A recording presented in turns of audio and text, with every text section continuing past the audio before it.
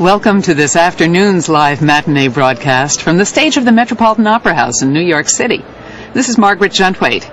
Today we're going to hear a Mozart masterpiece, his delightful Le Nozze di Figaro, The Marriage of Figaro, with Janice Watson, Andrea Rost, Josie Perez, Mariusz Kwiecień, and John Relier, conducted by James Levine. The 2004-2005 Metropolitan Opera broadcast season is made possible by generous grants from the Annenberg Foundation and the Vincent A. Stubbiel Foundation. The Marriage of Figaro takes place in a single day, during which we see, director Jonathan Miller says, the four seasons of human love. Cherubino and Barberina represent the springtime of young love. In Figaro and Susanna, we have the high summer of slightly older love. With the Count and Countess, we get the first cold wind of August, and finally the frosty indifference of Bartolo and Marcellina. And certainly the feeling of spring is in the air with the first notes of the sparkling overture. The curtain rises on a room Count Almaviva has given his servants, Figaro and Susanna, who are soon to be married.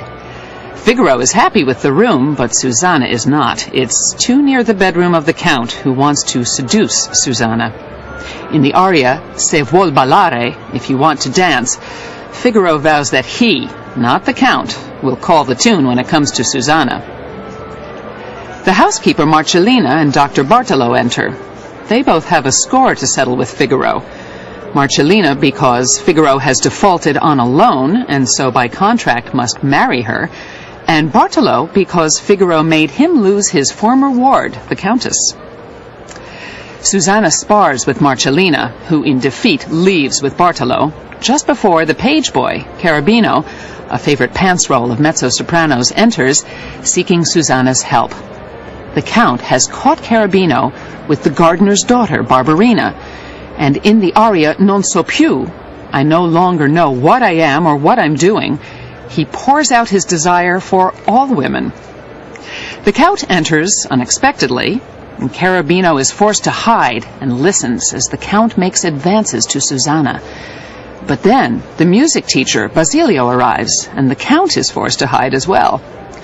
When Basilio alludes to Cherubino's infatuation with the Countess, the Count angrily leaps out of hiding, and then Cherubino is discovered.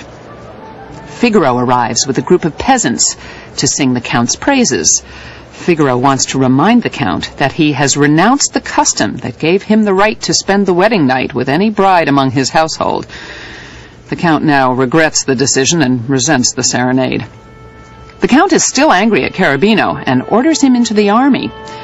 Figaro whispers to Cherubino that they must speak before he leaves, and the act ends as Figaro makes a show of teasing Cherubino with the aria Non più andrai, saying that the boy will no longer get to play the amorous adventurer.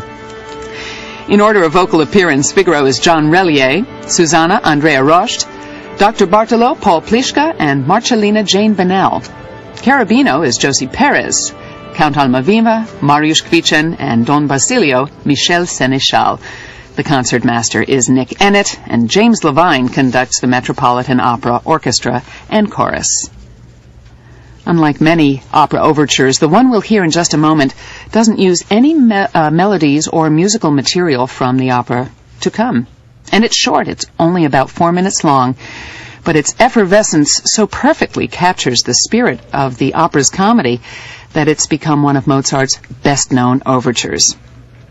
When the curtain goes up, we're in the palace, in a room sparsely furnished with a couple of work tables that Susanna and Figaro use in their jobs caring for the Count and Countess.